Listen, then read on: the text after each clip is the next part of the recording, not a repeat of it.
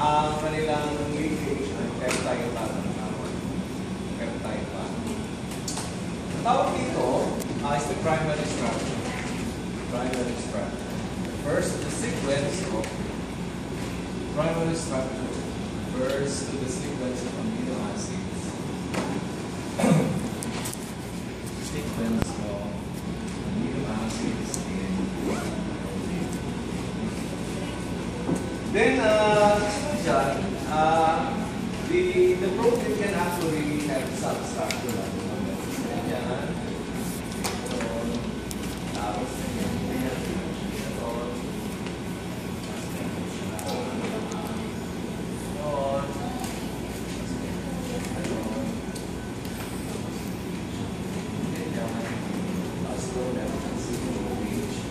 so, ito mga, ang tawag dito mga local structures. So, pag ganito, tawag nila is pleated sheet structure. Ito ay helical structure. Ito ay parang pleated sheet. This is standard po. Ang tawag dito ay secondary structure.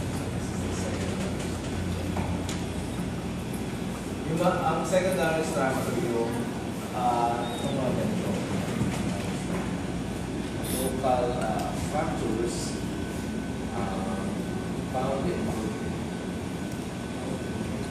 and held mostly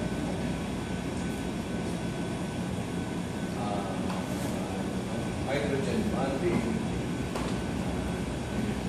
So, mostly ang kanilang interaction sa hydrogen bonding. Tapos, pag sinabi kong tertiary structure, it refers to the three-dimensional structure.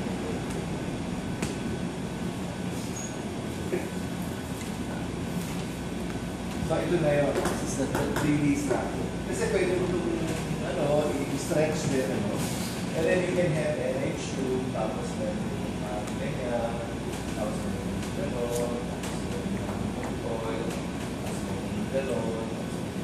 so ito yung kanilang local structure. Dito yung secondary. Ito, the three-dimensional structure. This is the dimensional structure. This is the tertiary structure. Tapos, sometimes you have more than one polypeptide. One needs to be two, tapos tapos you have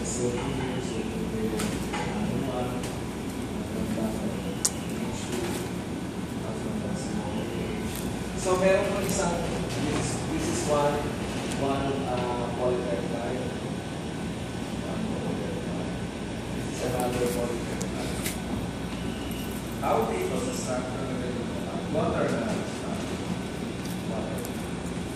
So the quaternary, you cannot get quaternary structure when you only have one polypeptide chain. You cannot get quaternary. Sa pinakamababa for quaternary structure is two polypeptides.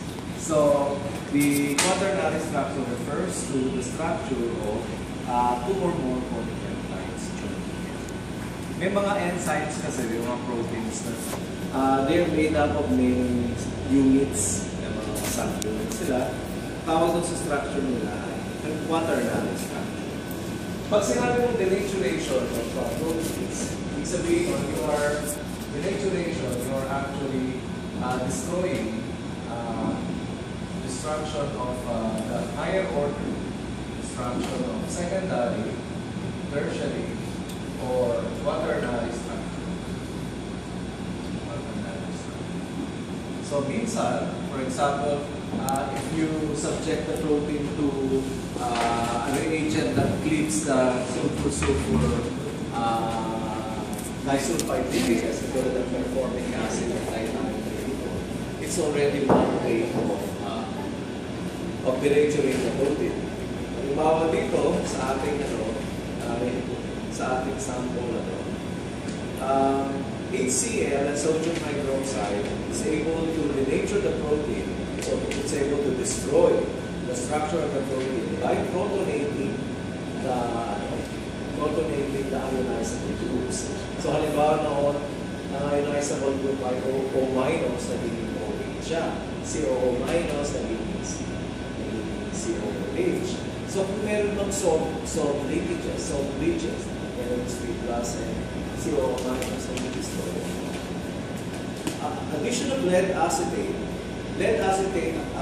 yung mga tulad ng transition metals and heavy metals, they react with sulfur proteins, with sulfur amino acids, cysteine and thiamine. So the reason for denaturation when you add heavy metals is because they react with sulfur containing acids. Urea contains a lot of hydrogen. Kasi ang structure yata ng urea is so NH2. So marami siyang marami siyang pang-hydrogen bond. It has an ability to bond with the protein in many ways. So when you add urea, it destroys hydrogen bonding. Okay.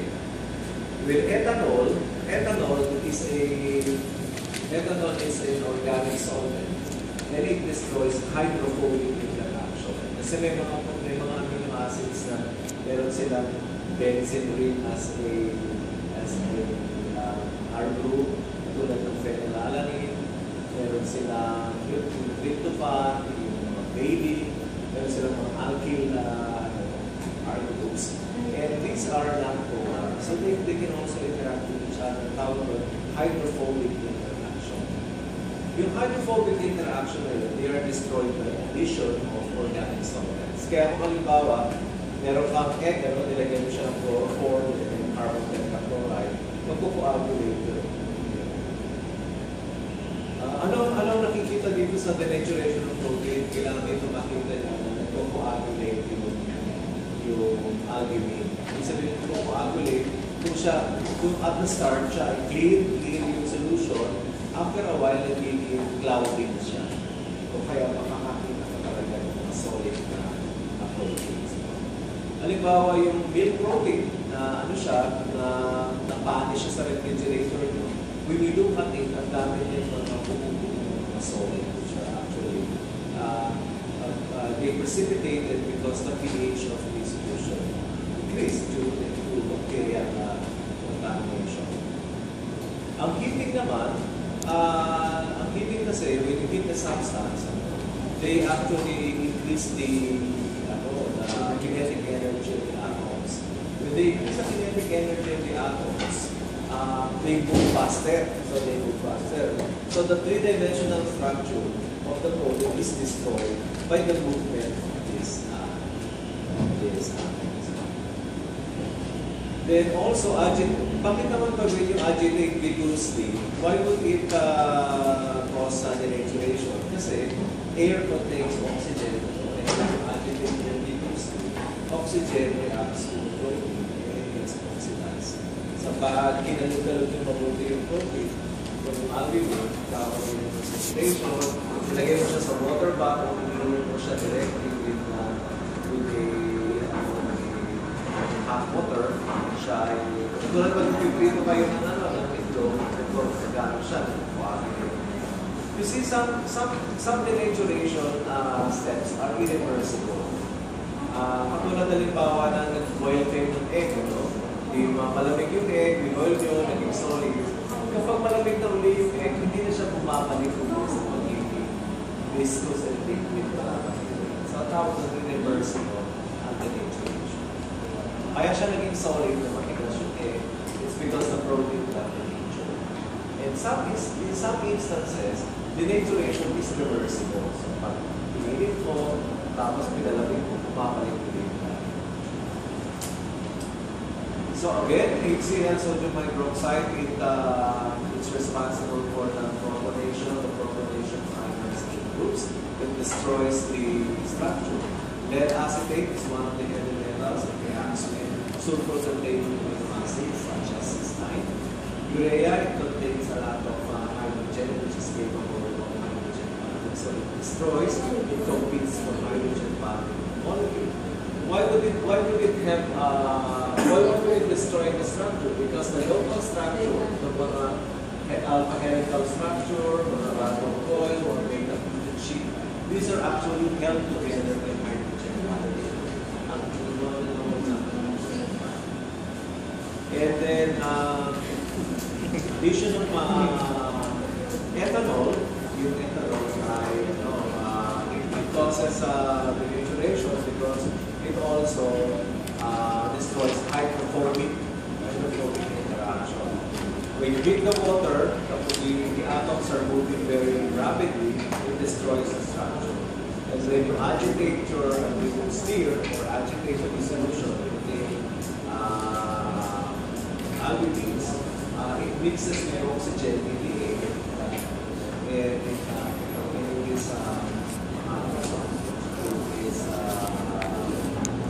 oxidized.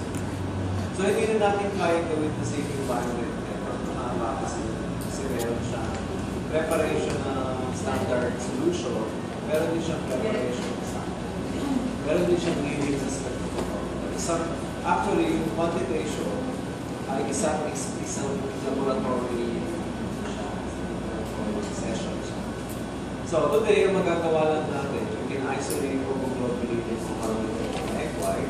And then after that, we can test the protein qualitatively using the mild agent, nitric acid, we also